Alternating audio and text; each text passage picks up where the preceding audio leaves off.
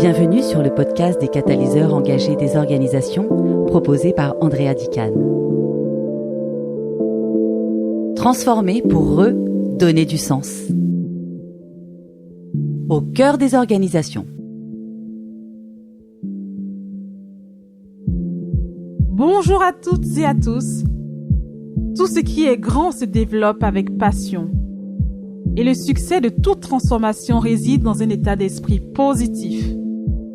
Dans ce podcast, nous plongeons au cœur des organisations, à la rencontre des leaders et managers qui insufflent des transformations audacieuses. Leur engagement inébranlable, leur vision inspirante et les décisions qu'ils prennent avec courage impactent la vie des collaborateurs.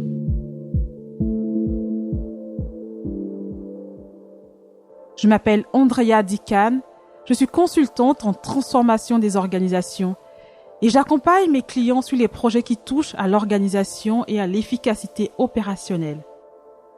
C'est avec une immense joie que je vous accueille aujourd'hui sur le podcast des catalyseurs engagés des organisations. Ensemble, nous allons explorer comment ces femmes et ces hommes créent un impact durable, façonnant l'avenir des entreprises et de ceux qui y travaillent. Si vous aimez le podcast et que vous souhaitez me soutenir dans ma démarche, je vous invite à vous abonner dès maintenant et à le partager avec votre communauté sur les réseaux sociaux.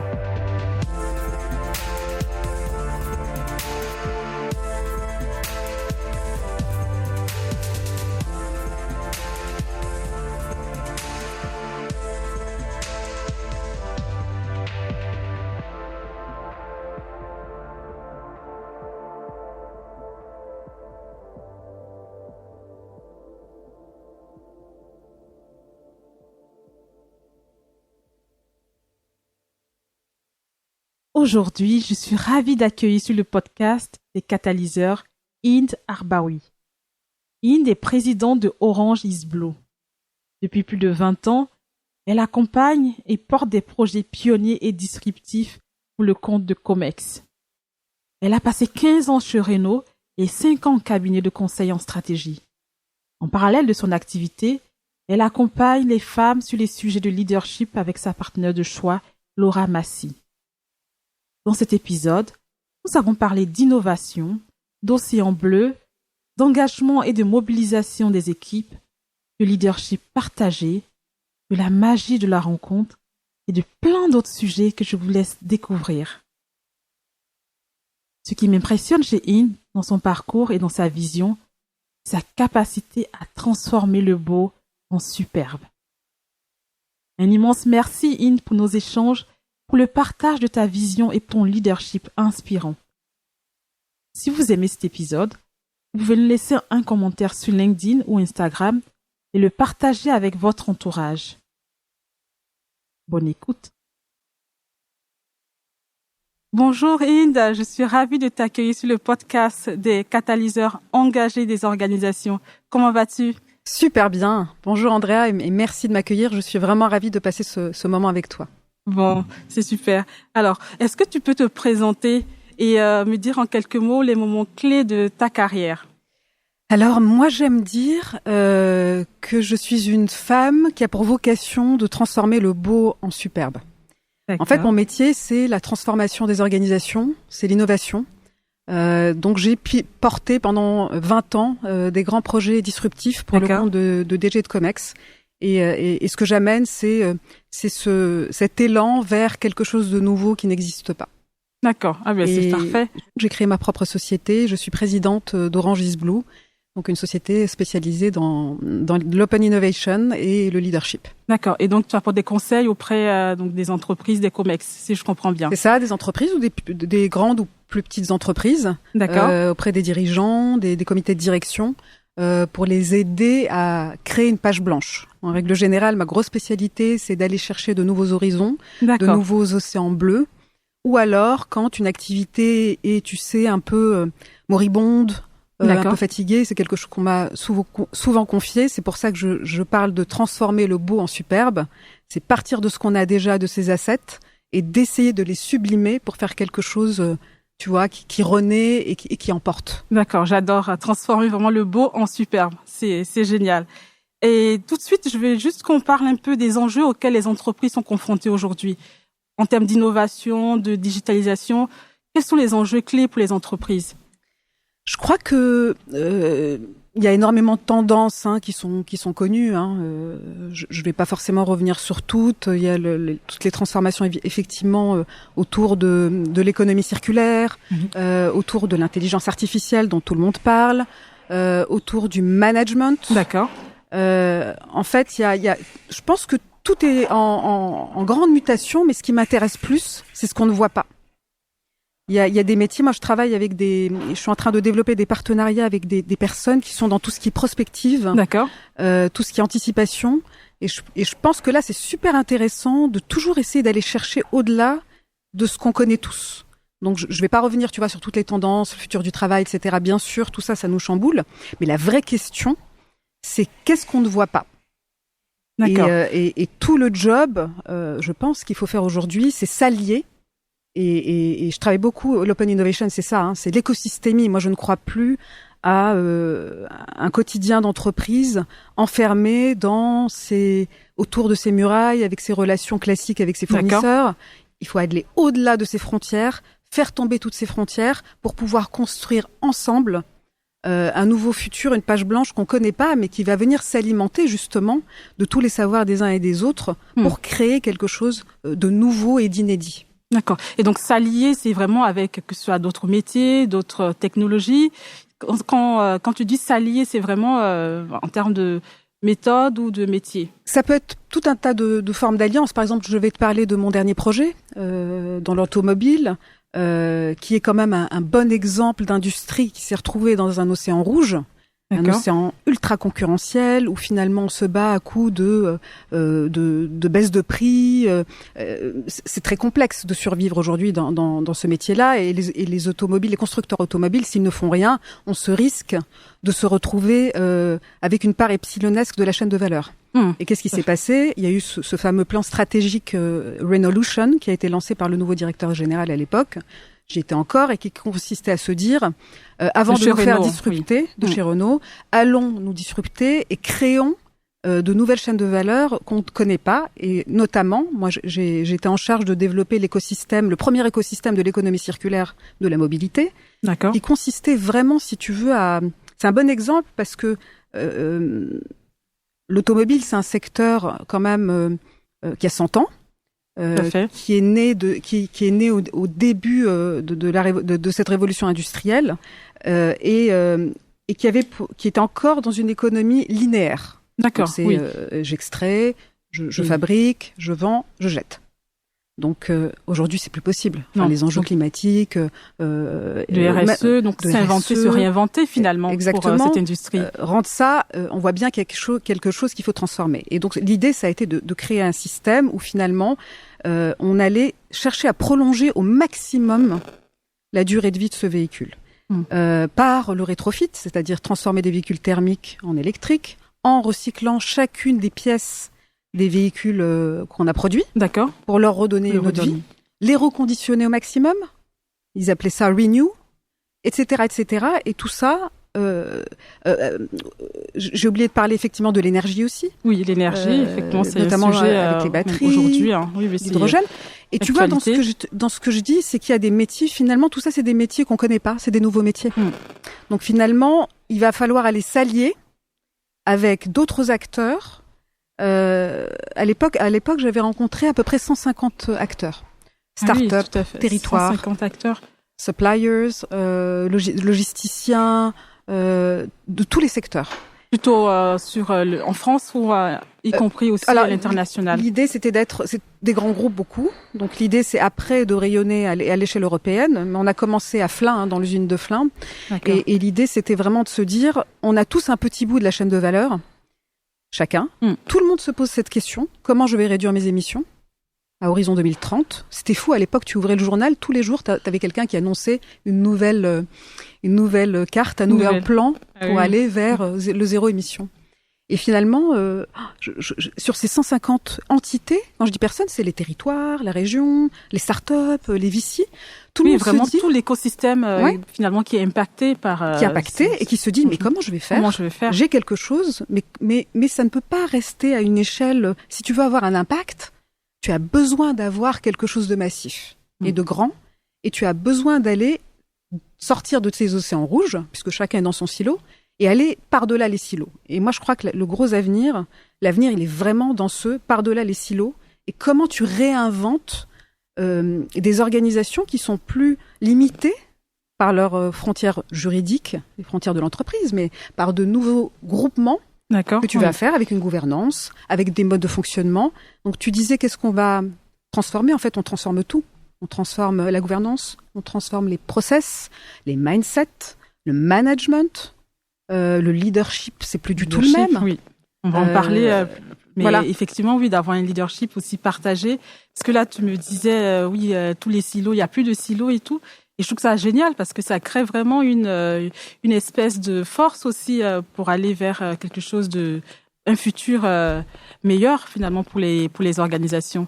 Je trouve ça vraiment absolument génial d'en arriver à ça. C'est vrai que c'est un enjeu aujourd'hui pour tout l'écosystème même impacté. Hein.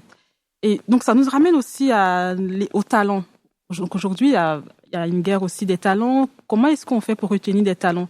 Que ce soit dans tes expériences passées ou aujourd'hui ta vision en fait de cette réalité de retenir les talents, les faire en sorte de les attirer, donc l'attraction, et aussi la rétention, les retenir.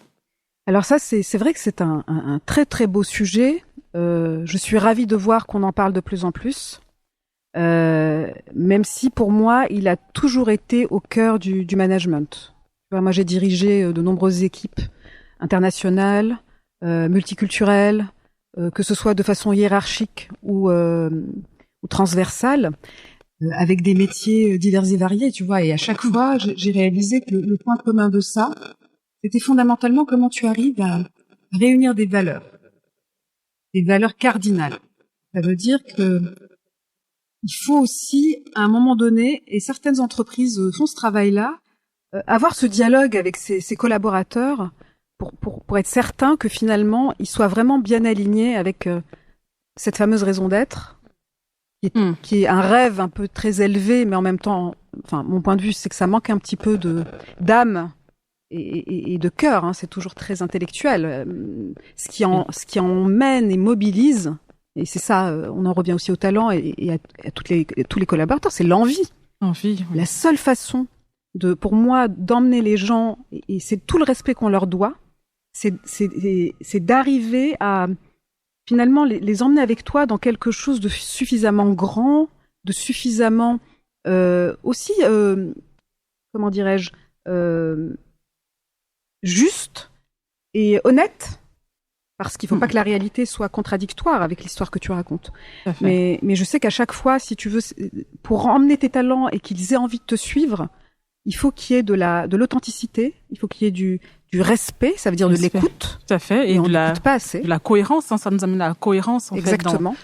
J'aime bien le terme que tu as utilisé de valeur aussi, hein, parce qu'aujourd'hui, c'est quelque chose qui est recherché par que ce soit des salariés qui cherchent ou des collaborateurs, c'est vraiment quelles sont les valeurs qui sont portées par l'organisation.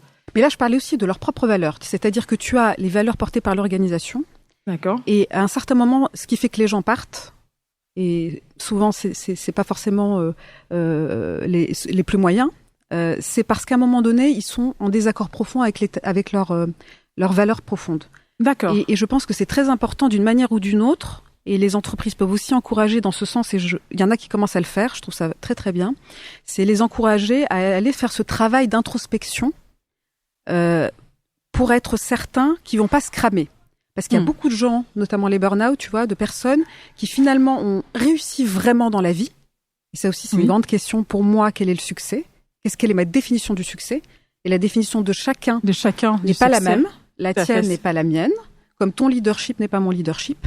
Et il y a ce truc où on fait en masse, dans les grandes entreprises notamment, on gère des pays, on gère des BU, on gère des organisations globales. Des organisations globales à l'échelle. Or, ce que je pense vraiment, et pour revenir à cette histoire de talent et de fidélisation, c'est tu peux pas. C'est une unicité, tu dois aller prendre chacun. Quand tu manages une équipe, tu leads une équipe, tu dois essayer de faire en sorte, c'est mon point de vue, de bien comprendre le talent de chacun, l'unicité de chacun, et autant que possible, faire en sorte de le mettre à la bonne place, de l'aider en tout cas à aller vers sa bonne place. Ça veut pas dire qu'il n'y a pas des gens qui vont partir, et je trouve ça hyper important aussi de pas retenir pour retenir. Oui. Donc, il y en a certains qui partiront, mais il vaut mieux qu'ils partent par la grande porte, avec le sourire. Et c'est toujours meilleur pour l'entreprise derrière, parce que tu as les alumni, tu as plein de choses qui vont se passer après. On va pas retenir quelqu'un qui peut pas être retenu. En revanche, ce que je pense vraiment de super important, c'est écouter, aller chercher et essayer de faire en sorte que chacun soit au clair sur sa zone de génie.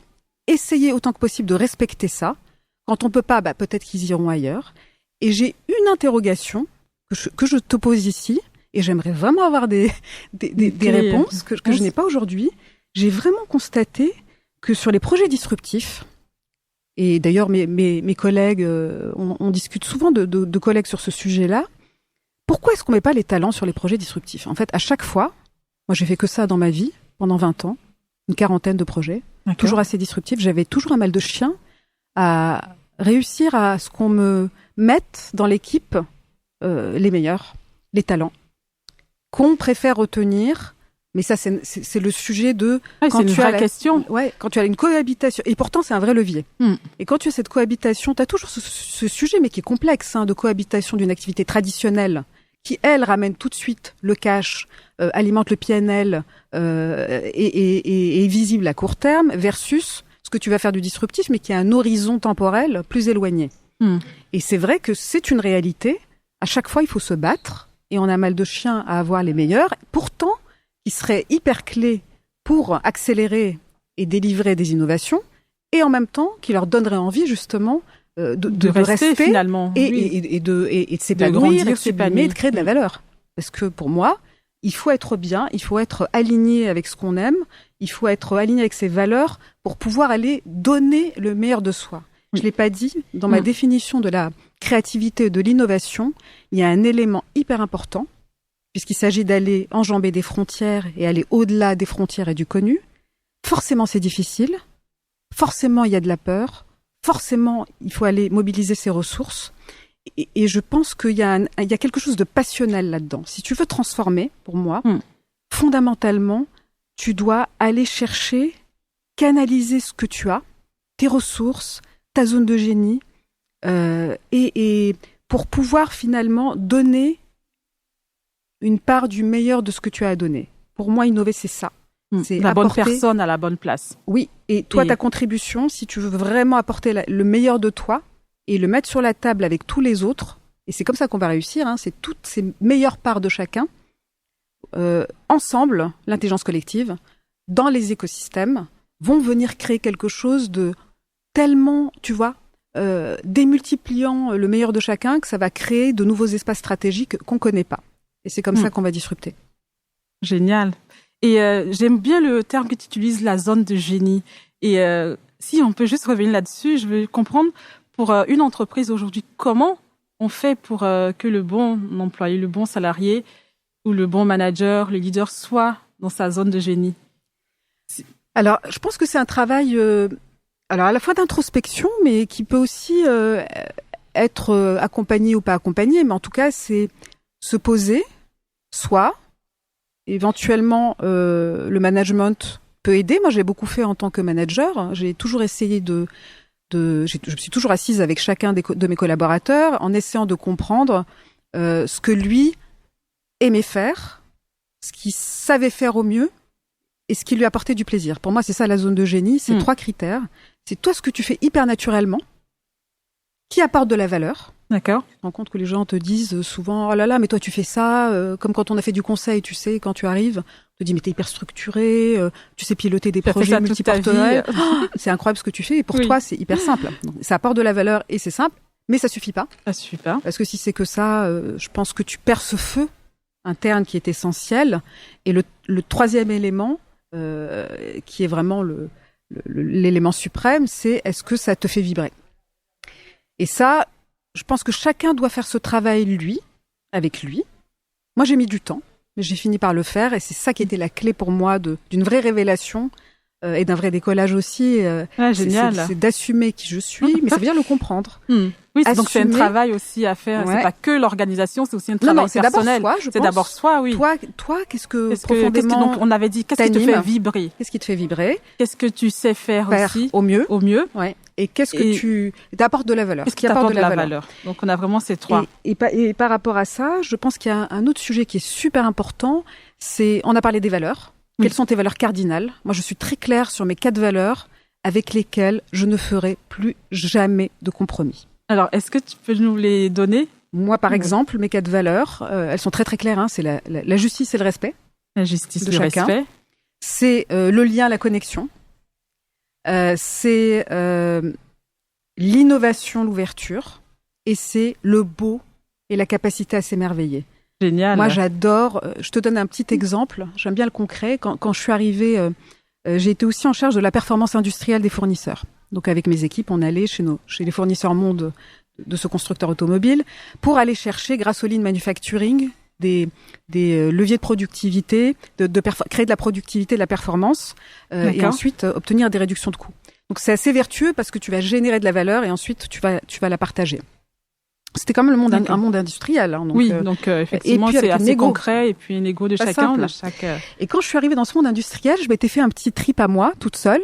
Et je pense que c'est super important de toujours rêver et de se mettre cette bulle passionnelle et ce petit quelque chose qui peut devenir très grand. Parce que je pense que chacun aussi, c'est important qu'on rêve de ce qu'on veut apporter. Quel que soit son domaine, tu vois, l'ampleur de ton job, de ton périmètre. Toi, dans ce cadre-là, c'est quoi ta vision? Qu'est-ce que tu veux changer? Ça, c'est fondamental. Ça fait partie de cette vibration-là qu'on doit avoir. Et si tu l'as pas, je pense pas que tu puisses sortir, en fait, du cadre. Et je m'étais donné deux petits challenges au départ. Je rigolais, je racontais ça à mes collaborateurs. Je leur disais, je vous assure qu'en sortant d'ici, là, les couleurs, c'est le jaune et le gris. Je vais mettre du rose dans tous les slides. Par provocation, en fait, un peu. Hein. Il faut être un peu provocateur quand tu veux bouger les lignes. Et j'étais allée jusqu'à faire des polos à mes équipes. Parce que tu sais que l'image, c'est aussi extrêmement important. L'écrin dans lequel tu apportes ta transformation est très important. Et leur avais fait des polos hyper gracieux, très élégants. Et j'avais dit, j'aimerais que le rose, il y ait du rose mais élégant, hein, sur les manches un petit peu, et puis ici, sur le col. D'accord. Alors au début, franchement, et après, tu sais, je t'assure que je les vois les mettre avec fierté, se pavaner avec ça, et c'était un petit quelque chose, mais qui a apporté finalement une certaine élégance, une certaine grâce, mais ça il fallait qu'il y ait un petit changement. Oui. C'était un petit changement, petite provocation, mais qui finalement te montre qu'il faut oser, il faut y aller, il faut provoquer, mais toujours dans la bienveillance. Excellent. Et les gens finissent, tu vois, par se l'approprier et en faire quelque chose de cette fierté dont je t'ai parlé. De beau et en même temps, finalement de partage avec les autres. Exactement. Les autres de l'équipe. Et sentiment d'appartenance. D'appartenance, c'est extrêmement important. Oui, non, mais c'est. Écoute, c'est génial. Et si on va juste revenir aussi donc on a parlé de talent, retenir les talents. Je voulais qu'on parle de motivation et engagement des équipes. On en a parlé un peu, hein, mais c'est comment garder le cap finalement, parce que il y a toutes les actions qu'on peut faire au quotidien, mais comment est-ce qu'on garde le cap sur la durée? Ouais, c'est une excellente question et je crois que c'est souvent là que c'est le plus délicat. Et c'est souvent là qu'on abandonne parce que quand tu regardes un petit peu les projets, c'est une réalité que de dire que quand tu changes de management, donc tu arrives, tu crées quelque chose de génial, une vision extraordinaire, tu mobilises les gens, ils y vont, ils adorent. Et c'est vrai que je me dis toujours, pourquoi est-ce que quand celui c'est le manager de l'époque qui instaure ça, quand il s'en va, c'est rare que ça dure. Donc j'ai pas forcément, tu vois, je sais que c'est un enjeu qu'il faut essayer de travailler, si tu veux, les process, parce que moi je parle beaucoup de créativité et d'innovation, et tu sais, Orange is Blue, pour moi l'orange c'est l'ouverture, c'est la création, c'est l'énergie, mais le bleu dans lequel va se fondre ce soleil est au moins aussi important, c'est se poser, mettre les jalons, déployer, exécuter. C'est génial. Dans la douceur. Orange is Blue. Oui. Orange is Blue, c'est ça. Ce soleil de l'énergie qui, à un moment donné, se couche dans maintenant, ok, on a bien divergé, on a bien ouvert les chakras, maintenant on se pose, on exécute. Et on y va. Et cette fameuse exécution, on sait que 75% des projets, en fait, échouent par défaut d'exécution. On le sait. Et là, c'est un petit peu la même chose. Je pense que la façon les ingrédients, en tout cas, pour essayer de s'en approcher, je te dis encore une fois, avec toute humilité, moi ça m'est arrivé plusieurs fois, je sais que c'est difficile, c'est à la fois créer cette vision qui soit suffisamment robuste, réaliste et vendue dans l'organisation, qu'elle ait vraiment pris sa place. Donc là, il y a vraiment un rôle aussi au niveau des leaders, des managers de la communication que t'en fais, de cet écrin. Je parlais d'un écrin, d'un univers, d'un rayonnement. Le rayonnement, moi, ça a toujours été 50% du succès des projets. C'est le faire connaître et essayer de l'ancrer au plus haut niveau pour que les gens voient bien la valeur de ce que tu apportes et que du coup, ce soit pas une mode. Et il faut communiquer, montrer en permanence ce que tu fais. Même quand c'est des projets à horizon 10 ans, tu dois être capable de montrer des choses à horizon court terme. C'est comme ça. Sinon, ça dure pas. Donc, ancrer ça dans le réel, ancrer ça dans le langage que connaît l'entreprise, qui est celui des KPI. Donc, on peut pas, il faut pas être esclave de ces KPI, mais c'est une réalité. Il faut être en mesure de mesurer finalement pour montrer où est-ce qu'on en était. Exactement. Ensuite, tu prépares ta succession. C'est très important. C'est assez vite. Moi, c'est ce que j'ai fait à chaque fois. Voir dans l'équipe, en fonction de ce que je te disais, de l'identification des talents, de ce qu'ils aiment faire, de ce qu'ils savent faire, commencer à se dire quand moi je serai plus là. Et d'ailleurs, j'ai souvent commencé avec des râteaux et assez vite, je commençais à déléguer et je mettais 2-3 personnes en dessous qui eux-mêmes, et je les ai aidés à structurer eux-mêmes leur propre zone. Tu vois, il faut créer plusieurs têtes. Il faut pas qu'il y ait une seule tête. Donc c'est ce qu'on disait, un peu partagé. C'est un leadership partagé finalement. Partagé, c'est une responsabilité responsabilisant, valorisant. Il faut aussi les valoriser, leur donner leur espace, les faire grandir, les préparer. Parce qu'il faut avoir aussi cette vision, tu sais, on parle de vision à chaque fois. Je te parlais de la grande vision de l'entreprise. Ensuite, tu as ta grande vision, toi, en tant que leader, de ce que tu veux changer. Et ensuite, tu as aussi ta grande vision pour tes équipes. Tu sais, les histoires et les changements qu'on veut apporter, c'est comme une espèce de saga. Je trouve que c'est hyper important et c'est vertueux de le penser en série, en film, tu vois. Oui. Et dans cette série, toi, tu es le héros principal de cette série que tu vas essayer de créer. C'est ton changement. Mais avec toi, si tu veux embarquer, si tu veux que ça dure, il faut aussi vraiment faire attention à tous les personnages de ton histoire. J'aime beaucoup cette analogie, en fait. Finalement, ça permet aussi de voir où est-ce qu'on veut aller globalement, de voir la big picture, mais en même temps, de voir aussi chacun. Il faut leur donner de la densité, J'aime beaucoup. Aller, et ça, c'est quelque chose, je trouve, qu'on fait pas suffisamment. C'est, t'as le héros, t'as souvent les héros qui sont le board, les comex, les managers, mais il faut vraiment pas oublier ceux du quotidien et notamment tes équipes. Il faut leur donner un rôle à chacun. Tu vois, c'est pas 6 personnages en quête d'auteur. Il faut pas qu'ils soient en quête de quoi que ce soit. Il faut qu'ils soient eux-mêmes dans cette espèce de désir aussi. C'est quoi eux-mêmes leur vision à eux? Qu'est-ce qu'ils ont envie eux-mêmes de transformer? Tu sais, tout ce que je t'ai dit, ça va de haut en bas. Oui. Et ben c'est ce qu'on disait avec la zone de génie finalement. Il faut qu'ils soient dans leur zone de génie à ce moment-là. Il y a autre chose, Andrea, hyper important. Il y a la zone de génie, mais il y a aussi l'audace. Oui, ça, j'aimerais bien, si tu veux bien parler de ça, c'est quelque chose qui manque souvent aux femmes, d'ailleurs, c'est que elles n'osent pas aller demander. Et on est nombre de leaders, et j'ai beaucoup de femmes avec qui je discutais, qui ont des équipes et qui me disaient, écoute, c'est incroyable, je suis désespérée. Les femmes de mon équipe, elles demandent pas, elles viennent jamais. C'est vrai. Elles osent pas, et même quand une me racontait, j'étais atterrée, elle voulait mettre en valeur le travail d'une de ses collaboratrices à haut niveau. Ce qui d'ailleurs parfois est plutôt l'inverse. On peut se retrouver plutôt à se faire piquer ses idées, on l'a toutes vécu. Mais c'est aussi un peu notre faute, parce qu'on met pas toujours les limites. Et là, elle me disait, elle a voulu la mettre en valeur. Et la jeune fille est venue la rattraper derrière en lui disant, écoute, plus jamais tu me fais ça.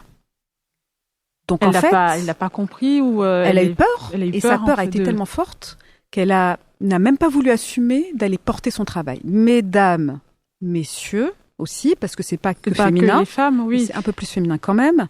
Si vous voulez contribuer, transformer, vibrer, il faut s'exposer.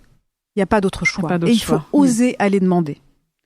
Tu sais, rétrospectivement, moi j'ai vu beaucoup d'histoires où j'étais passée, mais très tard, j'avais réalisé que moi j'étais passée à côté d'opportunités géniales, parce que mes boss, d'ailleurs qui étaient souvent plutôt des hommes, et c'était génial, c'était très très bien, auraient voulu que je fasse des choses, mais en fait j'ai pas saisi, j'avais pas compris l'ampleur, j'avais pas dit, alors que nombre de nos collègues masculins, et c'est pas du féminisme que je fais du tout, c'est une vraie réalité, prennent, ils savent pas s'ils savent faire ou savent pas faire, mais ils prennent et ensuite ils se disent je verrai bien comment je vais voir comment je fais. Oui, ils osent finalement. Alors que nous, on sait bien, et moi je suis aussi comme ça, je l'ai beaucoup fait. Si on n'a pas 350% de compétences et de formation, on dit pas oui. Et ça, c'est pas possible. L'audace, aller demander, il faut aller proposer, pas juste demander. Il faut venir en disant moi j'ai une idée, créer même. J'irais même plus loin que prendre sa place. Je pense qu'il faut créer un espace unique qui n'existe pas. C'est toujours cette histoire de Orange is Blue, mais en fait, stratégie Océan Bleu derrière. Créer cet espace unique qui n'existe pas et qui vous ressemble tellement que vous n'aurez aucune concurrence. Parce qu'il ne ressemblera qu'à vous. Travailler, en fait, finalement, ce que je sais faire. Qu'est-ce que je sais faire déjà? Réfléchir à ça, d'unique. Et le proposer et oser aller le proposer, dire. Donc, l'audace, finalement. Il faut exactement. Oser aller... Exactement. Mais avec une proposition toujours. Toujours. Je pense qu'il ne faut pas juste dire... arriver avec une feuille blanche. Non, il faut venir toujours avec une proposition et même quelque chose de très, très détaillé. Moi, j'ai toujours fait ça. Est-ce qu'il n'y a pas aussi une question de perfectionnisme, de vouloir être parfaite Mais bien sûr. Je pense aussi... Ça se travaille. Ça se travaille, mais je pense que aujourd'hui, il y a pas mal de programmes aussi en entreprise pour accompagner des femmes... Bon, après, pas que, mais il y a vraiment des programmes aussi qui sont mis en place au sein des entreprises. Il y a encore du travail.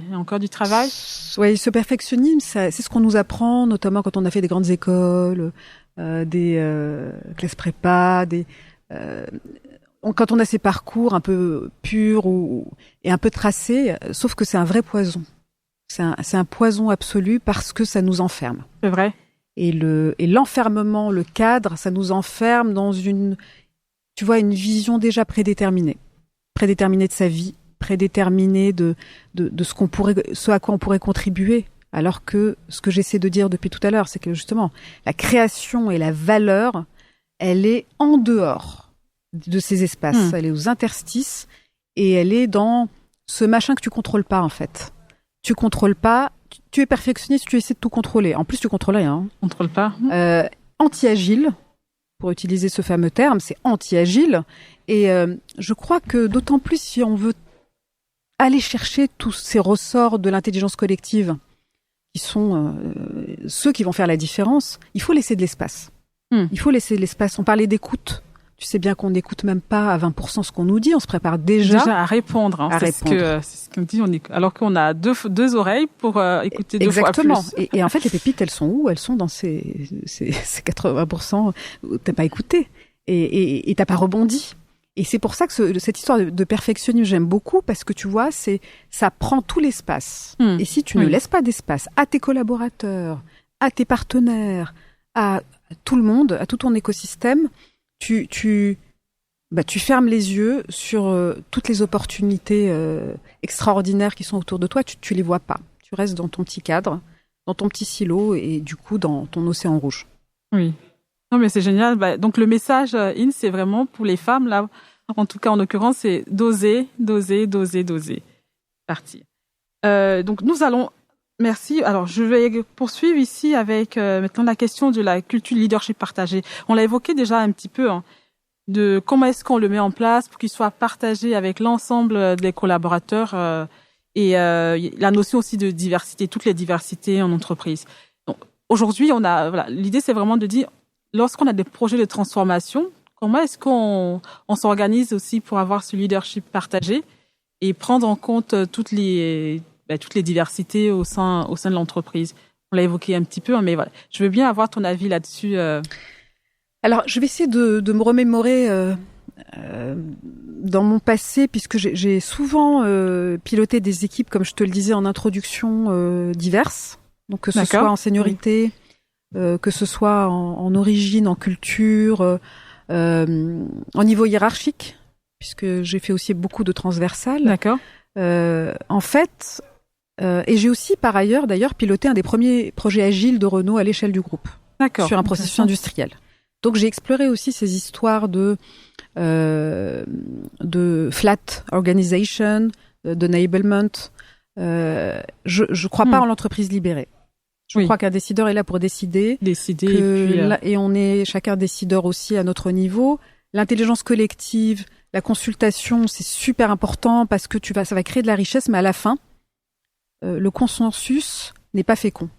Le consensus mou n'est pas fécond. Je crois pas que tu puisses disrupter, en tout cas, sortir du cadre et créer quelque chose d'unique en étant dans une espèce de consensus mou. Tu peux pas plaire à tout le monde. Et à un moment donné, il faut décider, il faut trancher. Mais une fois que j'ai dit ça, ça n'empêche pas que à l'intérieur de ta façon de procéder, c'est vraiment un mode de leadership pour moi. C'est un leadership respectueux. Je reviens pas sur ce que j'ai dit, qui va prendre en compte la force de chacun. C'est un leadership qui va aussi créer des espaces où les collaborateurs, par exemple, vont aller résoudre des problèmes ensemble. Nous, on a fait ça. Ça avait vraiment marché dans le cadre de notre projet de transformation agile. Et j'étais en charge de ça. On avait créé des centres un peu partout avec un coach agile et où les collaborateurs qui avaient des idées pouvaient venir. Et les plus grandes idées, parce qu'évidemment, il faut toujours qu'il y ait de l'impact. Donc, ce que je disais, on n'est pas sur juste de la créativité artistique. L'innovation, c'est de la créa et de l'exécution. Il fallait qu'ils viennent et qu'on arrive à se dire, ok, ce truc-là, il va contribuer au KPI cost reduction, il va générer des ventes additionnelles, ou des impacts qualité, enfin peu importe. Des savings, en tout cas des économies. Voilà. En tout cas, il y a une ambition. Et en fait, on crée, du coup, ils se réunissaient, on crée des équipes multi-silos, multifonctionnelles, qui ensemble, dans chaque pays, travaillaient ensemble, en plus de leur job, c'est un peu c'est pas la Google, mais tu vois, c'est un peu cet esprit-là, pour aller générer des choses en liberté, entre guillemets, puisque c'était eux qui étaient force de proposition, c'est eux qui travaillaient ensemble, sur un mode agile. D'accord. Donc ils avaient ce pouvoir. Ils portaient le projet, le sujet. Exactement. Et surtout, c'était suivi en codir. Ça, c'était super important parce qu'il faut donner aussi de l'ampleur et de la valeur. Et la visibilité qui va avec. Exactement. Et souvent, alors nous, on avait testé quelque chose. On voit qu'il y a beaucoup de réunions. Donc là, c'est un énorme sujet. C'est comment est-ce que tu fais pour enlever un maximum de réunions et un maximum surtout de réunions, tu sais, de cascading où tu dois valider au niveau 1, au niveau 2, au niveau 3, au niveau 4. Et du coup, tu dépossèdes complètement les porteurs de projets. Je t'en parlais tout à l'heure. Il y en a plein qui ont quand même envie d'aller pitcher leur idée à haut niveau. C'est important aussi pour sa carrière. C'est important aussi pour sa visibilité. Pour son amour. Enfin, c'est normal pour le respect de ce qui a été fait. Ça, c'est une vraie piste aussi. D'essayer de faire en sorte de se dire mais pourquoi ce truc-là il passe par 50 niveaux. Enlevons des niveaux de validation. D'accord. Des gouvernances, parce que gouvernance. Même en termes de temps aussi, je pense. Exactement. En termes de niveau aussi, enlever des niveaux de responsabilité. D'accord. Il y en a franchement. Ça c'est pas simple, mais c'est important. Parfois tu te rends compte qu'en travaillant sur la valeur. Et là, il y a du lean aussi, évidemment, derrière tout ça. C'est là où il n'y a pas de valeur, c'est historique, il y a des rôles qui sont historiques, il n'y a pas de valeur. Autant que ces personnes-là aillent faire quelque chose en plus où elles se sentent bien et où elles vont apporter de la valeur. Et du coup, tu enlèves et tu remets du pouvoir et aussi, encore une fois, de la valorisation auprès de ces personnes. L'empowerment, comme on dit en anglais. C'est... Exactement. Et idéalement, je vais pas... Nous, on avait travaillé sur 70 actions comme ça, de ce type-là. Effectivement. Donc, pour agiliser, c'était surtout de l'agilité managériale, de l'innovation managériale. Et si tu veux, je vais en citer un dernier, un où moi j'ai vu vraiment qu'il y avait un vrai sujet, c'est que finalement, tu te rends compte que quand tu as on résout des problèmes quand on est leader. On résout des problèmes et des problèmes complexes. Et de plus en plus complexes, plus tu montes en grade. Et souvent, c'est quoi le sujet ? C'est le silo. C'est que tu vas avoir un sujet qui va arriver, surtout dans nos grandes entreprises, et il va passer son temps à passer d'une fonction à une autre. Donc c'est un sujet par exemple d'une pièce qu'on va reconcevoir pour réduire le coût. C'est sur ça que j'ai travaillé. Donc il va passer chez un premier qui est l'ingénieur, mais il va pas se retrouver en haut de sa pile Oui. Il va se retrouver peut-être au milieu. Ça dépend de son KPI. Ça dépend de ce que son chef lui a demandé comme priorité. Ça dépend de ce qui l'intéresse. Ensuite, il va passer chez le suivant, l'acheteur. Ah, l'acheteur, lui, c'est super important parce que son KPI, il est dessus. Mais oui. Il aimerait bien que ça aille plus vite, mais il est impuissant face à ça. Et du coup, il y a cette histoire de comment est-ce que tu fais pour aligner tout le monde déjà. Et c'est les fameux OKR dont on parle beaucoup. Moi, j'y crois vraiment. Arriver à faire en sorte que les gens, ils aient quand même des objectifs communs au-delà de leur silo. Sinon, parfois, c'est même contre-productif. Moi, j'ai vu des histoires où les achats avaient un objectif, donc ils abondaient dans un sens, et puis le manufacturing, il en avait un autre, et du coup, on tuait l'idée. Oui, donc il y a aussi cette notion de cohérence, finalement, dans Exactement. cet écosystème. Et le truc hyper important que je pense les leaders ne font pas suffisamment, c'est de jouer leur rôle de problem solver. Je pense que la vraie valeur ajoutée que l'on a en tant que leader, c'est pour ça qu'il faut être proche du terrain, c'est d'être surtout là, pas pour aller valider tout ce qui est fait, pas rentrer dans le rôle d'expert, c'est pas notre rôle. Par contre, être là dès qu'il y a, tu vois, un blocage dans le flux, parce qu'en fait c'est un flux, hein, et faire en sorte que quand il y a quelque chose, si on veut que le time to market il soit le plus court possible, eh ben il faut identifier tous les bottlenecks, et là où il y a des blocages, là j'ai cité un exemple, tu vois. On intervient, nous en tant que responsables et à notre niveau, et on débloque le problème le plus vite possible. Je voulais même qu'on mesure, tu vois, le délai de résolution de ces problèmes, et il est hyper long, bien sûr. Hyper long. Donc là, tu veux dire, c'est vraiment pour le manager, le leader, de porter aussi, de porter la responsabilité, oui, de résoudre les problèmes, de résoudre les problèmes à chaque fois que c'est son job. Son job. D'accord. Et aussi, est-ce que tu penses qu'on lui donne les moyens au manager, au leader? Comment est-ce qu'on peut leur donner aussi le moyen? Parce que c'est complexe. Voilà. C'est complexe parce que ça part de. C'est très simplifié, bien sûr, ce qu'on dit là, mais en gros, je pense que les gros éléments, c'est cette histoire déjà d'alignement stratégique. Il y a beaucoup trop de priorités, et même dans les grands groupes, tu sais, j'ai fait beaucoup de conseils. Moi, ce que j'ai toujours vu, c'est qu'on a du mal à choisir. Choisir, c'est renoncer. Donc, il y a tellement de priorités en haut, et même si on a des KPI, hein, on se dit qu'il y a des KPI, mais quand tu regardes, il n'y en a jamais 3. Hein. Il y en a tellement. Et choisir, c'est quand même renoncer. Hein. Donc, il faut déjà commencer à plus haut niveau, à renoncer à des choses pour mettre le focus. Une fois que tu as ça, derrière, les managers eux-mêmes, ils peuvent déjà élaguer et donner leur propre focus dans leurs équipes. Et je pense que là où est leur job, alors il faut faire enlever tout cet espace de réunion. Ça, c'est clair et net. Et on sait qu'on peut gagner 40% de temps minimum. En efficacité. Exactement. Il y a un shift de mindset aussi qui est la confiance. Ça, c'est un énorme sujet. C'est-à-dire que tant qu'on sera là à passer notre temps à valider, survalider ce qu'ont fait nos collaborateurs, là aussi, on perd encore 10, 20%. Et quand tu regardes en réalité que tu enlèves toutes ces choses-là, que tu as bien délégué, bien priorisé, bien retiré les trucs où tu n'avais aucune valeur, il y a plein de choses qui sont pas de notre responsabilité, qu'on fait parce qu'on pense qu'on est meilleur ou pour rendre service. Revenons à ce qu'on a à faire, élaguons. Là, tu vas libérer plein d'espace pour les leaders, les managers, pour s'occuper de continuer à emmener leurs équipes vers cette grande vision, s'occuper de leurs collaborateurs pour qu'ils soient aussi je suis pas chez les bisounours, hein. Je l'ai vécu, hein. J'essaie de faire en sorte, en tout cas, de tendre vers ça, même si c'est pas simple, hein, parce que tu as des injonctions paradoxales, mais si on peut tendre vers ça, et franchement, regarder en face les problèmes, et aller s'occuper de les résoudre, parce que notre job en tant que manager, c'est pas de laisser nos équipes se débrouiller avec leurs problèmes, parce que souvent, les gros problèmes qu'ils n'arrivent pas à résoudre, s'ils les résolvent pas, c'est qu'ils n'ont pas la capacité de les résoudre, c'est parce qu'ils sont au-dessus, ou qui sont souvent très complexes parce qu'ils sont entre plusieurs directions et que ça les dépasse. Donc il y a une complexité. Il y a une complexité, mais nous c'est notre job de faire ça, d'escalader, de le remonter, d'avoir le courage de mettre des limites.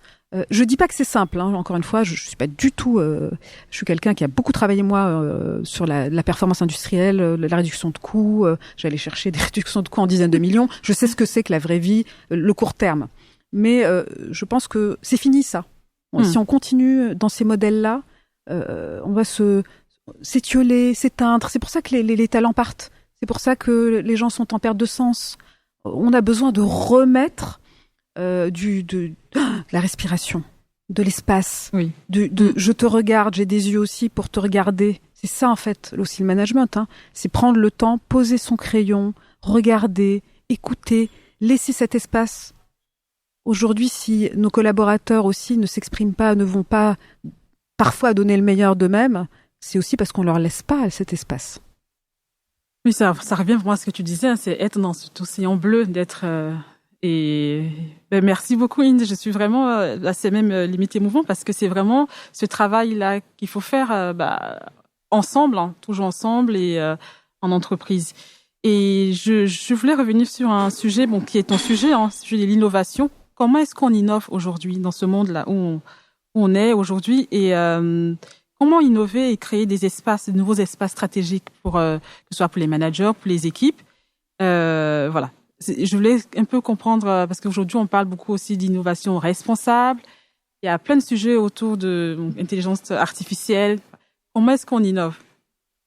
Alors, moi, j'aime beaucoup parler si tu veux, d'une innovation qui peut être une petite innovation comme une grande, tu vois, d'une innovation un peu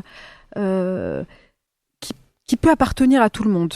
Et ma définition de l'innovation, en fait, c'est créer quelque chose de nouveau qui n'existe pas encore. Tu sais, moi, tous les matins, je me réveille, et j'ai toujours un peu fait ça, en me disant aujourd'hui, que vas-tu faire de nouveau qui n'existe pas encore? C'est pour ça que je parle beaucoup de l'unicité. Et j'aimerais, alors je vais pas forcément parler d'innovation, tu sais, il y a 4 grands types d'innovation.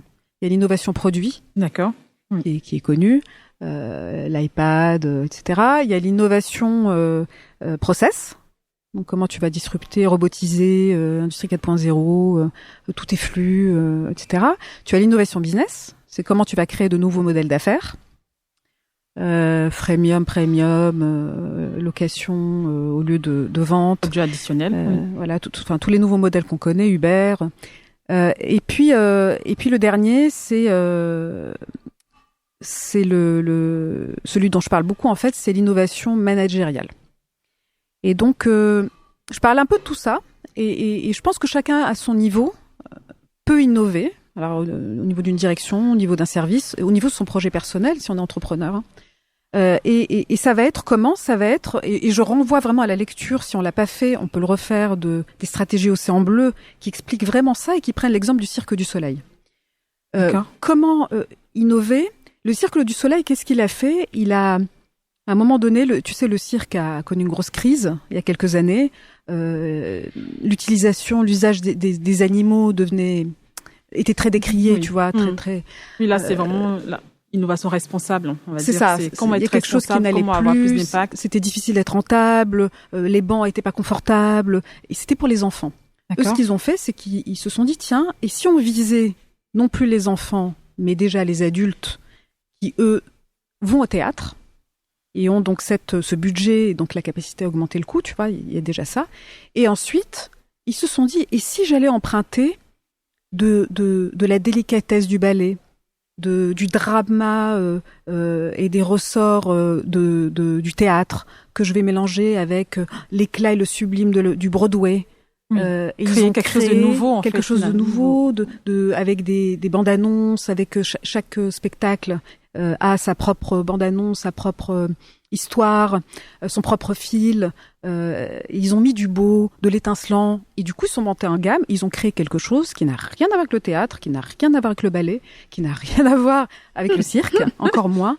Du coup c'est ça en fait les stratégies Océan Bleu, c'est bien connaître bien sûr le marché parce que c'est fondamental. Je dis toujours attention, l'innovation c'est pas juste de la créativité. C'est pas prendre son pinceau, peinturer le mur, poser sa main dessus et se dire qu'on a fait une œuvre d'art unique. Il y a de ça dans le orange. Mais c'est pas que ça. Se laisser ouvrir, mais après c'est aussi quand même faire le job. Et faire le job, c'est connaître le marché, regarder les critères, sur quoi tous les océans rouges, c'est des océans, tu sais, où les règles sont définies, les frontières sont claires, les critères sont clairs. De marge. Les gens sont un petit peu sur les mêmes, et après on se bat à coups de stratégies qu'on nous apprend à l'école, stratégie de domination par les coups, les forces de porter, tout ça il faut les connaître. Je pense qu'il faut les appliquer d'abord. Et ensuite se dire, et c'est ce qu'ils ont fait, par exemple, le Cirque du Soleil, le Cirque du Soleil, c'est ils ont pris ces différents critères, et ils ont joué avec. il y en a certains qu'ils ont exclus. Ils ont dit ça c'est fini. Et par contre, on va augmenter ça, le coût par exemple, ils ont augmenté. Et ensuite, ils se sont dit, on va même carrément créer autre chose. Et donc la stratégie, et pour moi, l'innovation, c'est aller chercher cet espace ailleurs, enjamber toutes vos frontières, aller au-delà et y mettre quelque chose d'unique. Et comme je te disais au tout début, pour moi, innover, c'est, pour vraiment innover et créer quelque chose de sublime et d'unique, il faut y mettre quelque chose de soi qui n'appartient qu'à toi. Tu vois ? Unicité, singularité. C'est ça. Et c'est ça qui va faire, regarde, notamment dans le monde des indépendants. C'est encore plus criant. On est tellement nombreux, tout le monde sur son champ d'activité. Et j'invite chacun à aller se dire, OK, dans tout cet espace, par exemple, si je suis coach, dans cet espace de coaching, il y a bien quelque part quelque chose qui n'appartient qu'à moi. Peut-être que c'est un métier que j'ai fait il y a longtemps, que je vais mélanger. Qu'est-ce que je veux apporter finalement ? Oui. Qu'est-ce que je veux apporter ? Qu'est-ce que je veux apporter d'unique ? Unique. Et il faut qu'il soit unique. Sinon, tu vas passer à côté de ton marché. Tu n'auras pas de marché. Oui. Tout à fait. Mais je voulais revenir à, on en a parlé, mais avec le cycle du soleil, et donc ils ont analysé, finalement, c'est répondre aussi aux besoins du client. Et je pense que si on parlait du client, on a parlé de l'entreprise, l'organisation, sa big picture et tout ça, comment est-ce qu'on répond aussi aux besoins du client ? Parce que je pense qu'avec les nouvelles technologies, les digitalisations, finalement, la personne, en tout cas, les personnes auxquelles on veut apporter des réponses, et pour le client final. Comment est-ce qu'on répond aux besoins du client ? Alors, il y a belle question. Je pense qu'il y a plusieurs choses. Il y a, je vais dire, l'incertitude absolue et le fait que tout change. Donc, je ne suis pas certaine. Je crois qu'on est sorti. Alors, moi, j'ai été éduquée à l'époque où on nous apprenait un marketing qui nous disait vous allez créer le besoin. Et ou alors on est passé il y a pas très longtemps avec, tu sais, tout ce qui est design thinking, persona, qui reste vraiment quelque chose à faire. Hein. Bien sûr qu'il faut le faire, ça. Mais ça répond pas à tout. D'ailleurs, le Cirque du Soleil, dans les stratégies Océan Bleu, tu sais ce qu'il recommande. En fait, il recommande, et je trouve que c'est une super question à se poser, d'aller regarder les non-clients. C'est tourner le dos, en fait. Quand je dis tourner le dos, c'est porter ton regard aussi sur ceux qui n'achètent pas. Et pour comprendre pourquoi ils n'achètent pas. Et aller regarder et justement créer autre chose qui va aller chercher ces non-clients qui aujourd'hui ne t'achètent pas. Donc il y a ces histoires de non-clients. Il y a les histoires aussi de prospective et de trend. Je pense qu'il faut aussi bien être au clair et bien se tenir au courant de ce qui va arriver. Tu vois, l'iPad, c'est quand même génial. Il a créé un besoin, pour le coup. Je disais que c'était on nous avait appris ça à l'époque, mais c'était vraiment que ça. Il y a pas que ça, il y a un peu de tout aujourd'hui. Aujourd'hui, il faut savoir danser avec tous ces sujets-là. Les personas, il faut les connaître. En même temps, il faut connaître les grandes tendances. Il faut inventer des choses, mais il faut pas siloter. Il faut faire un peu de tout ça et essayer un peu de tout ça. Il y a aussi le codev. Il y a aussi le codev client, qui est quelque chose d'extrêmement puissant que nous on avait aussi testé à l'époque. Quand j'étais directrice innovation. Donc c'est le co-développement, c'est ça ? Intégrer tes clients. C'est ça. Aller chercher tes clients et les interroger et voir les intégrer dans tes processus de définition de tes services. C'est le co-design. C'est développer ton produit, c'est ça, avec ton client. Avec ton client. Comprendre vraiment ses besoins puissant, ça. Sur mesure finalement. C'est extrêmement. Après, c'est pas parce que tu co-développes ou que tu interroges ton persona, on sait bien que ce qu'il va te dire, ce qui va ressortir, c'est vraiment ce dont il a besoin. Donc c'est toujours cet art de avoir ce regard, tu vois, à 360, faire le job, regarder un peu tout, et en même temps prendre du recul et essayer de chercher encore au-delà pour s'assurer que ce que tu vas apporter rencontre vraiment son public. C'est pour ça que l'agilité, le Lean Startup, on l'appelle comme on veut, et le fait de procéder de manière itérative, incrémentale, c'est hyper puissant parce que tu vas t'adapter au fur et à mesure en fait à ce que tu vois. Tu testes, tu vois ce qui arrive, ça marche pas, peut-être pas, et tu t'ajustes au fur et à mesure. Parce que c'est pas monochromatique. D'accord. Oui. Et ça change tellement, et le monde est tellement en disruption permanente que trouver des petits espaces de stabilité, c'est complexe. Donc il faut arriver à vivre avec cette complexité, en fait. Finalement, d'accord. Donc oui, effectivement, donc on n'a pas le VUCA finalement. C'est ça, donc c'est exactement. Volatile et tout ce qui est incertain et tout ce qui est la complexité et puis l'ambiguïté aussi. Donc complexité finalement et incertitude, ça va de pair. Il faut apprendre à vivre avec ça. On a vu avec le Covid que le monde entier, on était tous reliés finalement. Exactement. Ce qui pouvait se passer dans tel pays, pareil avec la guerre en Ukraine aussi, on voit bien que ça impacte soit en Afrique ou ça impacte vraiment. Et tu vois, nous sommes interconnectés finalement. Tu as raison. Et la peur, tu vois, on n'a pas beaucoup évoqué la peur, mais la peur en incertitude, c'est quelque chose qu'on doit apprendre vraiment à gérer. On aura toujours peur, et d'ailleurs la peur est le corollaire de la transformation, puisque tu transformes, ça veut dire que tu vas aller challenger, tu vas aller changer des façons de travailler, des façons de penser, et elle sera là cette peur. Et toi-même, tu as peur quand tu portes quelque chose de disruptif. Et la question, je pense, qui est fondamentale dans ce monde incertain, c'est qu'il faut apprendre à jouer avec cette peur. Et tu vois, quand il y a eu le Covid, c'est un super exemple, tu as vu des initiatives de dingue, il y a des vrais océans bleus qui se sont créés entre eux. Par exemple, Renault, à l'époque, a monté une petite ligne de masques. Il y a eu des alliances, tu te rends compte, dans la pharmaceutique, entre des concurrents. Donc, c'est clair, ça a créé des liens improbables. On n'aurait pas imaginé quelques années avant. Exactement. Oui. Et je crois que c'est ça le monde avec lequel on doit vivre. C'est ce monde où tu dois apprendre à te diriger émotionnellement. C'est ce que dit beaucoup ma partenaire Laura Massis, elle a raison. Elle dit le leader sait avant tout se diriger émotionnellement, quelles que soient les circonstances. C'est beau ça. Il faut apprendre. Oui. Et c'est extrêmement dur. Mais nous qui sommes dans la transformation, c'est absolument vital que d'apprendre à la canaliser, tu vois, et à danser avec, parce qu'elle fait partie de notre vie. Elle sera toujours là. Elle te montre d'ailleurs si tu as disrupté ou pas. Parce qu'en général, quand tu n'as pas peur, c'est que tu es dans ta zone de confort. Et quand tu es trop dans ta zone de confort... Tu le ressens aussi. Oui, mais il n'y a rien qui se passe aussi, tu vois. C'est flat.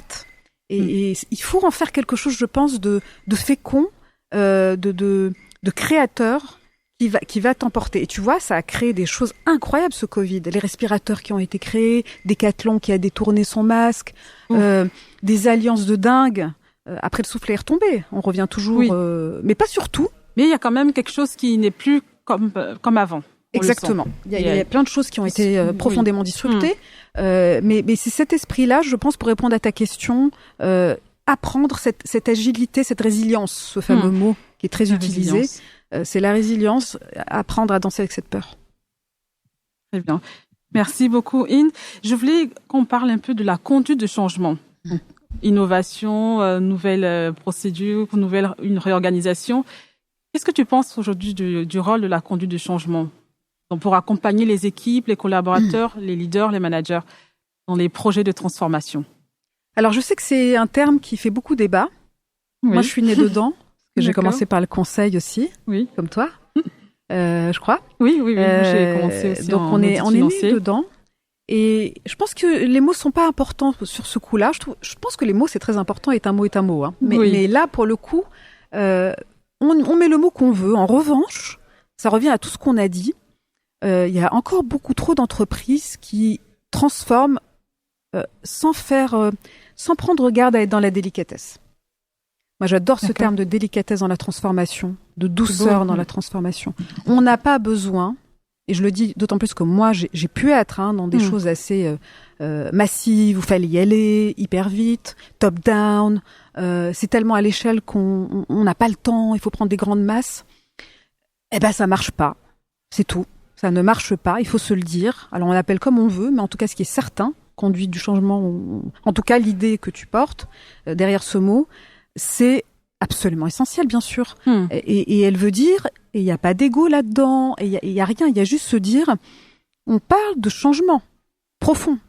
Donc, passer d'un état à un autre. Donc, on revient à la peur, donc, c'est hyper important qu'on soit ensemble, qu'on explique, que chacun y trouve sa place. On communique,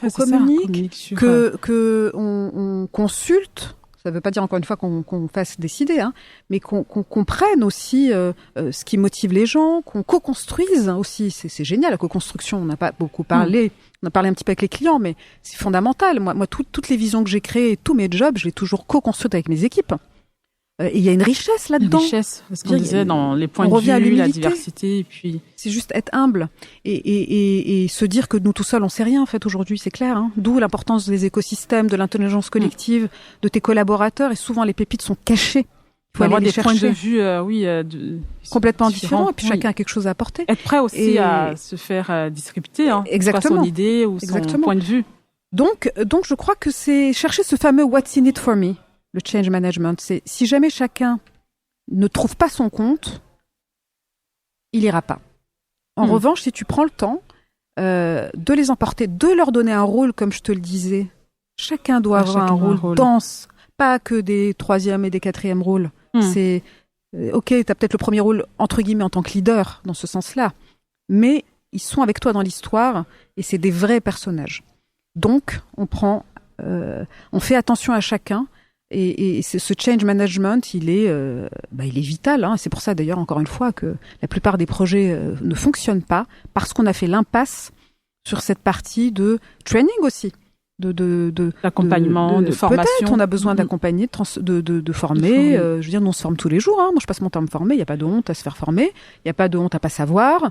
Au contraire. C'est extrêmement vertueux d'être dans une dynamique d'apprentissage permanent. Mais il faut aussi que ce soit dans la culture quelque chose qu'on encourage. Et on n'a pas parlé d'un mot très important qui est le courage d'être vulnérable. Ah oui, ça c'est un très bon point parce que effectivement oui. On en a parlé un peu avec la délicatesse et tout, mais je pense que c'est encore plus fort, oui, le courage de se dire, je ne sais pas. Simplement. Je ne sais pas. Je suis peut-être leader, mais en fait, moi aussi, j'ai mes failles. Moi aussi, je peux me tromper. Je dois aussi te montrer que, parfois, je peux faillir aussi. Et que j'ai pas la science infuse. Et que, moi, je disais souvent, quand c'était de gros projets, on me disait, c'est quoi le plan à 3 ans? C'est bien de faire des visions à 3 ans, mais on sait bien que c'est fini, ça. Hein. Les plans, business plans à 10 ans, par le menu des détails. Le papier, oui, mais après, concrètement, c'est sûr T'as même pas fini de penser ton hypothèse, qu'elle est déjà finie, qu'elle est déjà morte. Et je pense que c'est bien, c'est un bel exercice à faire. Je vous encourage à dire, je sais pas. À dire, j'ai pas de plan, on va écrire. On va écrire cette page ensemble et en donnant à chacun sa place ou que chacun prenne sa place d'ailleurs pour qu'on ait créé quelque chose qui dure aussi. On veut que ça dure, qui marche et qui dure. Qui fonctionne parce que le but aussi c'est aussi de pouvoir répondre aux besoins des clients à temps et que l'entreprise aussi fasse du profit, mais qu'elle ait un impact aussi derrière. Complètement. Et tu sais, il y avait Harvard Business Review avait fait un très bon article il y a quelques années qui disait il suffit alors je crois que c'était 8% le chiffre, il suffit de 8% de votre entreprise pour la faire basculer. De 8% de... 8%. En fait, il suffit que tu puisses convaincre 8% de ton effectif pour que ton entreprise bascule dans une grosse transformation. Oui, c'est pas... Alors, ce chiffre est intéressant. Donc, on l'avait regardé. Moi, je l'avais pris. J'étais en pleine transformation agile. Et en fait, mon expérience me montre que c'est pas vrai. Que ça marche pas. Que si tu veux, la courbe de l'innovation fait que tu vas emmener assez rapidement, tu sais, les fameux 2% d'innovateurs, les 15% d'early adopters, assez vite. C'est ceux qui sont déjà dans ce mindset et qui vont accepter la transformation assez vite, voire l'anticiper. D'accord. Mais c'est à peu près 15%, tu vois. Oui. Et après, mon expérience m'a montré que tout le reste, alors il y a du boulot. Et c'est notre travail de change, notamment, d'emporter, de convaincre, de communication, d'aller donner envie. Tu vas emporter peut-être encore 15%. Mais c'est tout le boulot qu'on va faire. Après, tu as l'immense majorité, les derniers, dont certains ne viendront jamais avec toi. Oui. Donc je pense qu'il faut faire vraiment attention à ces chiffres-là aussi. Mais c'est toujours... embarquer aussi le maximum, finalement. Mon expérience dit que si tu embarques pas plus de la moitié... Il y a un problème, il y en a un souci. À un moment ou à un autre, ça va péricliter, ça marchera pas. D'accord. Merci. Je voulais en venir à un dernier point, et non le moindre, c'est l'humain. Comment est-ce qu'on met en place, je dirais, les conditions donc managériales et organisationnelles pour que les collaborateurs agissent, je pense, avec autonomie, dans un cadre, et que ce soit avec deux limites, valeurs, donc respect, confiance. C'est vraiment l'humain comme fil rouge dans l'organisation. Comment est-ce qu'on s'organise? Alors, je vais essayer de faire la synthèse de comment j'ai procédé, moi, sur mes dernières années. Sur mes dernières années, je me suis retrouvée à la tête d'une équipe de performance industrielle. Et c'était des personnes qui étaient très masculines, avec des personnes beaucoup plus âgées que moi, et qui étaient dans ce métier depuis très longtemps. Et moi, je connaissais rien ce métier. Et je prends cet exemple parce que je suis arrivée, j'avais peur, bien sûr. Je me dis, waouh, c'est un vrai challenge pour toi. Comment vas-tu prendre? Et puis ils étaient nombreux, et puis c'était international, et puis il fallait chercher des dizaines de millions d'euros. D'accord. C'était ça mon challenge. Gros challenge. Et puis c'était piloté au niveau du COMEX. Et je crois que la clé, c'est vraiment d'arriver et de garder déjà ce regard humble, mais en n'ayant pas peur. Tu vois, encore une fois, on revient à ce qu'on disait, de se dire, je sais pas, c'est vous qui savez. Alors moi, je sais des choses, bien sûr. Hein, je me dévalorise absolument pas. Mais c'est pas ma valeur. Moi, ma valeur, ça a été déjà de les prendre un par un. Ce que je te disais, je les ai pris un par un. J'ai essayé de comprendre chacun d'où il venait, qu'est-ce qu'il faisait, qu'est-ce qu'il faisait vibrer dans ce qu'il faisait. Alors bien sûr, j'ai pas pu les mettre forcément que sur des choses tout de suite qui les faisaient vibrer. Mais en tout cas, on a fait ça, ce premier contact. J'ai écouté beaucoup. J'ai lancé un énorme chantier, ça je fais ça à chaque fois, avec 60 entretiens. On est allé voir tous nos clients internes, les clients externes, les fournisseurs. On a essayé de comprendre ce qui marchait pas, et je les ai mis dedans. Ensuite, on a décliné 60 projets transversaux. Ah oui, quand même. J'en ai mis chacun à la tête d'un. Je te parlais des talents et des projets. Et ensemble, on a créé une grande vision, et je peux te la donner, hyper belle et grande. Parce qu'à chaque fois qu'on fait un projet de transformation, je pense, ou de création, il faut être hyper ambitieux. Il faut aller chercher cette vision XXL. Et c'était, nous allons devenir la référence de la performance industrielle des fournisseurs. C'est absolument génial. Et on l'est devenu. Et on a multiplié par 4 notre performance, puisqu'on est passé de 10 millions d'euros à 40 millions d'euros d'économie en 3 ans. On a fait ce qu'on avait dit. Et surtout, le plus important pour moi, c'est que chacun... Waouh, il y a eu une communauté, il y a eu une envie de nous rejoindre parce que les gens voulaient plus venir dans ce métier. Le métier a été revalorisé. Et c'est ça, en fait, je pense que c'est très très simple. Hein. C'est redonner finalement mettre du son sens, ego de côté, redonner de la valeur. Remettre son ego. Il y a un gros sujet d'ego qu'il faut travailler. Oui. Et l'ego, il sert à quelque chose. Hein. Mais il faut aussi savoir parfois le faire taire et se dire j'y vais. Juste être avec eux, juste comprendre ce qu'il y a, voir leur potentiel et essayer de créer quelque chose, faire de quelque chose de beau, quelque chose de superbe. Et ça, c'est humain. C'est juste humain, en fait. Super. C'est voir le meilleur et le meilleur de chacun et lui donner l'aider en tout cas à créer quelque chose de super. Écoute, on va terminer sur ça. Je trouve que c'est génial. Et je voulais juste qu'on essaie de résumer un peu. Donc là, j'ai retenu les mots. Il faut être humble, l'humilité, l'unicité aussi, la singularité, et puis l'audace pour les femmes. Je sais pas si on l'a dit, mais tu accompagnes aussi des femmes avec ta partenaire de choix qui est Laura Massy. Donc suit des programmes d'accompagnement de leadership des femmes. Oui. Et comment est-ce qu'on fait pour te joindre, Inde?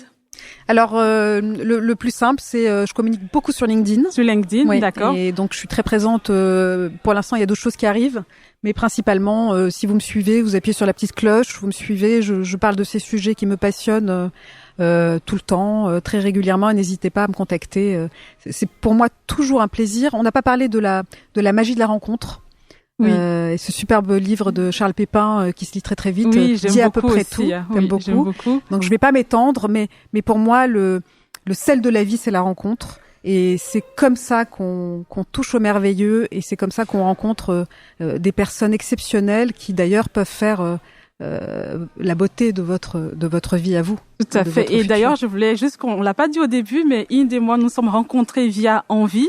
Et donc, je fais un grand coucou à nos amis de Envie. Donc, Catherine, Karine, Charlotte et toutes les, et Rachel aussi, qui n'est plus dans l'aventure. Qui n'est plus dans l'aventure. Merci, mais oui. voilà. Merci, je fais mesdames. Un gros coucou à tout le monde, et c'est grâce à Envie que, l'école des indépendants, que j'ai rencontré Inde, et je te remercie beaucoup pour cette conversation. J'ai été très ravie de la partager avec toi, et j'espère que nos éditeurs et auditrices seront ravis aussi de nous écouter. Voilà. Merci à toi, Andrea, pour ta sincérité, ton authenticité et ta grande beauté. Je trouve que tu sublimes ce sujet, tu as une grande délicatesse et je souhaite vraiment un très beau succès que je n'imagine pas autrement pour ton podcast. Merci beaucoup, In. À bientôt. À bientôt.